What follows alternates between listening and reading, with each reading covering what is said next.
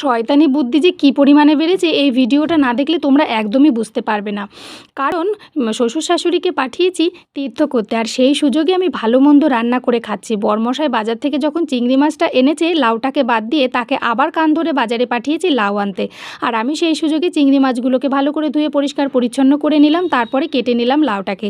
আর মশলা হিসেবে জিরেটাকে বেটে নিলাম, আর শুকনো কড়াইতে লাউটাকে চাপিয়ে দিলাম যাতে তার মধ্যে থেকে এক বালতি জল বেরিয়ে আসে। পরে আর সেইটুকু আমার শুকিয়ে অনেকটা সময় নিয়ে রান্না করতে না হয়। তারপর চিংড়ি মাছগুলোকে আমি ভালো করে ভেজে নিলাম, আর সেই তেলেই আমি শুকনো লঙ্কা জিরে ফোড়ন দিয়ে বেটে রাখা জিরেটাকে দিয়ে দিলাম মশলা হিসাবে। তার মধ্যে পরিমাণ মতো হলুদ, লবণ আর চিনি দিয়ে আর নরম করে রাখা লাউটাকে দিয়ে কিছুক্ষণ নাড়তে থাকলাম। তারপর ভেজে রাখা চিংড়ি মাছগুলোকে দিয়েও কিছুক্ষণ নাড়লাম। তারপর আমি ধনেপাতা দিয়ে গরম গরম বরমশাইকে পাঠিয়ে দিলাম দুপুরের খাবার জন্য, আর বেশিটুকু আমি খেয়ে নিলাম। আমার এই শয়তানি বুদ্ধিটা কেমন লেগেছে অবশ্যই জানাবে, আর চ্যানেলটা লাইক আর সাবস্ক্রাইব